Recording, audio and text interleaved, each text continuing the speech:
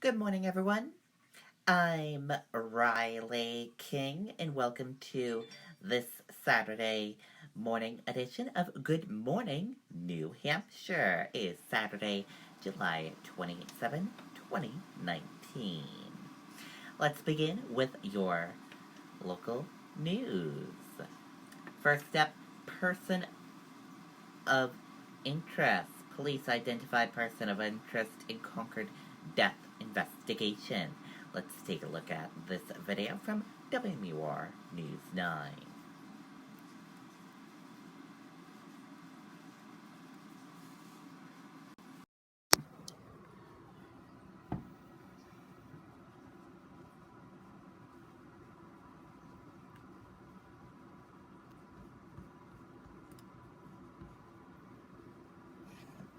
Out the door when it matters most. For more than a decade, he's been right there, everywhere. And when American jobs are on the line, he leads the charge. ABC's World News Tonight with David Muir is America's most watched newscast, and we thank you.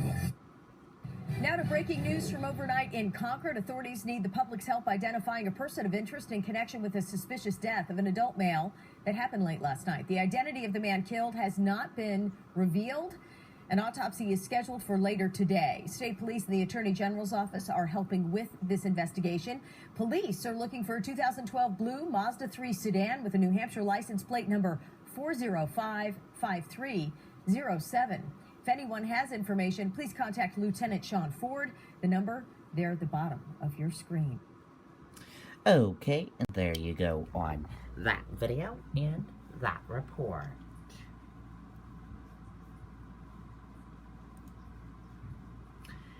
Employee fired at Carriage Mountain School after allegations of sexual misconduct. Keenon police confirm investigation is ongoing.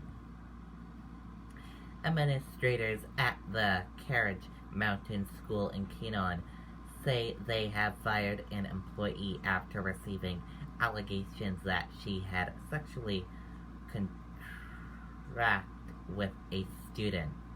Officials say the woman admitted the incident to an administrator the day the Keenon Police Department told the school it was investigating her. The Keenon Police Chief confirmed that this case and that the investigation is ongoing, but no charges have been filed yet. The school says it is cooperating with police and will partner with an independent investigator to see how the alleged incident could have happened.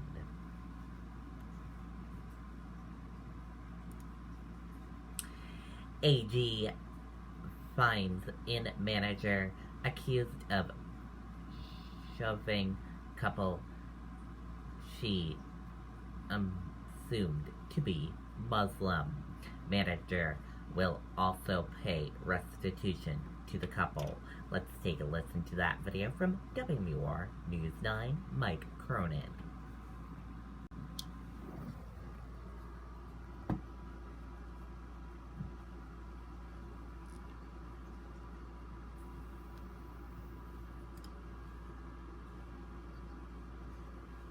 Our unlimited data plan, $45 a line, with no taxes and fees and one low price for every line. Switch now and save up to 40% on your wireless bill. Get our unlimited data plan for $45 a line on every line. Click to learn more. Monica, she says she wanted to fight the allegations to the very end, but agreed to the settlement with the Attorney General's office because she didn't think that she would get a fair trial. Priscilla Pratausevicki is accused of shoving a couple that she thought was Muslim after getting into an argument with them over a refund. It happened last summer at her family-run business, the Covered Bridge Riverview Lodge in Jackson. The agreement with the state resolves the allegations that she used force to remove the Massachusetts couple based on her belief that they shouldn't be there because of their religion and perceived national origin. But Priscilla says investigators tried to slander her and make her look bad. I did not assume liability. I did not admit to any guilt, and I did not say ever that I did anything like that. Our goal generally in the Civil Rights Unit is to have dedicated resources in place to respond to, identify, and investigate bias and hate-motivated incidents.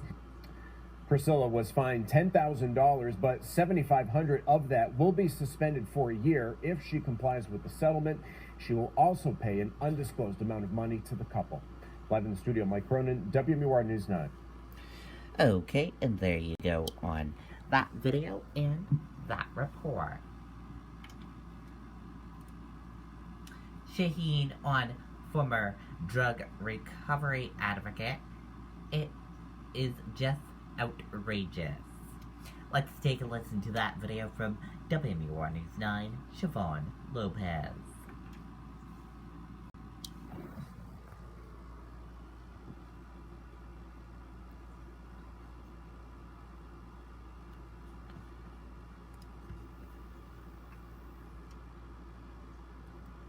Well, Tom and Jen, Senator Shaheen says justice needs to be served and that the court should, quote, throw the book at Jeff Hatch for any role he played in distributing fentanyl. Hatch, a former NFL player, worked at Granite State Recovery Centers from 2014 until this month when word of a federal investigation came out. News 9 has confirmed a tip about the case played a part in Vice President Mike Pence's abrupt cancellation of a visit to New Hampshire. Court documents reveal Hatch admitted to moving 1,500 grams of fentanyl into the state in 2017. That same year, he engaged in several discussions with students about his own recovery story, one where Senator Shaheen was also a member of that panel. It is just outrageous that this is someone who presented himself as an ally of those struggling with substance use disorders, who had a personal story that young people could relate to, who really worked with young people, and all the while he was selling drugs to people to make their situation worse. If the deal is accepted by U.S. District Court, Hatch could face 4 years in prison and a $250,000 fine. He is expected to plead guilty in his role in distributing fentanyl next week. Live in the studio, Siobhan Lopez, WMUR News 9. Okay, and there you go on that video and that report. New Hampshire AG calls for new procedures in wake of killing of Manchester woman. Let's take a listen to that video from WMUR News 9, Tim Calorie.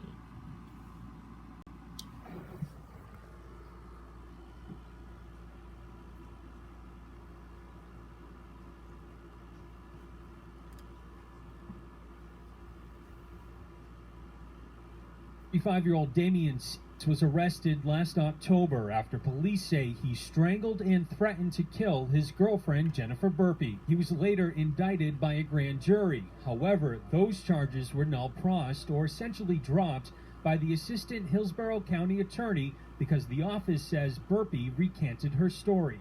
And by dropping the charges, prosecution has the ability to bring them back at a future date. Unfortunately, we are not going to be able to do that in this case. And that grieves myself personally and many other members of this office. Earlier this week, the 45-year-old was beaten to death in her Manchester apartment, allegedly at the hands of CEAS. During the Attorney General's investigation of the case, the old charges were brought to light. A letter issued by the state AG claims when Conlon was asked about those charges, he said he was unaware. That was something that was reviewed and discussed with the victimist advocates on the case, and other family members of the victim. Conlon tells News 9 the high volume of cases prohibits him from reviewing every one. The Attorney General wants that to change. In the same letter, he's calling on Conlon to review every case prior to any charges are dropped. He's also requested that Conlon come up with a protocol which establishes an internal process to approve when cases are null prossed. Victims involved in domestic violence cases are particularly vulnerable. And I just want to make sure that we are doing all we can to ensure that justice is achieved in those cases. And now Conlon will have 30 days to present those new procedures to the Attorney General. Live in Concord, I'm Tim Calorie, WMUR News 9. Okay, and there you go on that video and that report. And now let's go to your weather. Weather right now is overcast, 60 3 degrees. Sunshine and a pop-up shower today. For today, partly cloudy, high 84 degrees. Winds south-southeast at 5 to 10 miles per hour. And for tonight, clear skies, low 61 degrees. Winds light and variable. Now let's go to your sports. Red Sox star makes young Make-A-Wish boy's dream come true. Let's take a listen to this video from WCVB Boston.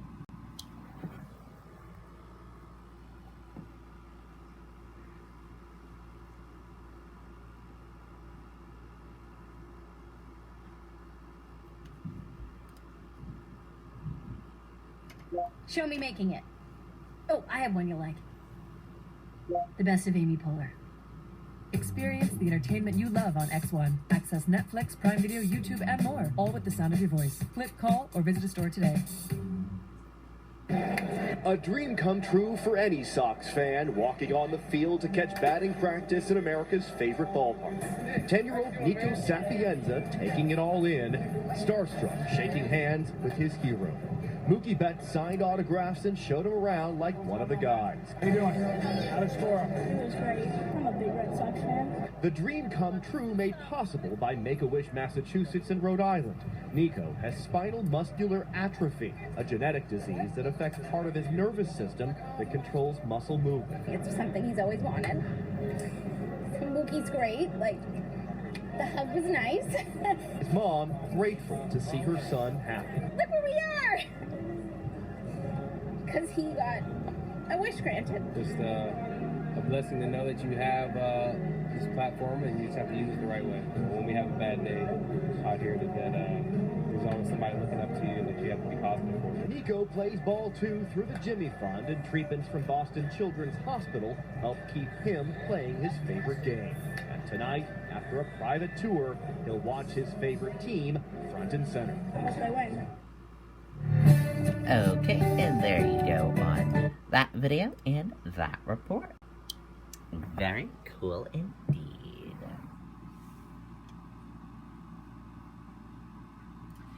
And the score yesterday, the final score of the Red Sox game yesterday against New York Yankees.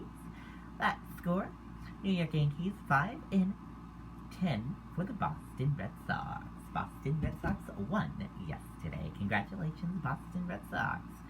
And they play today at 4:05 p.m. And Reading versus New Hampshire Fisher Cats. That final score from that game yesterday. 1 Reading and Fisher Cats 5. Fisher Cats won the game. Congratulations, New Hampshire Fisher Cats. And now let's take a look at events happening today in New Hampshire. Hebron Fair begins at 9 o'clock a.m. in the Hebron Common. Mansion Vegas 5K, 9 o'clock a.m. in Arms Park. The 61st Annual Canterbury Fair, 9 o'clock a.m. in Canterbury Center. Tail Trail Mossy, 9 o'clock a.m. at Terrells in the Pines. Milton Farmers Market, 9:30 a.m. New Hampshire Farm Museum. Family Story Time, 9:30 a.m. at Concord Public Library, Heights Branch. And New Boston Farmers Market, 10 o'clock a.m. at New Boston Town Common. Those are events happening today in New Hampshire. And Hannah's Bakery and Cafe to open in Salem.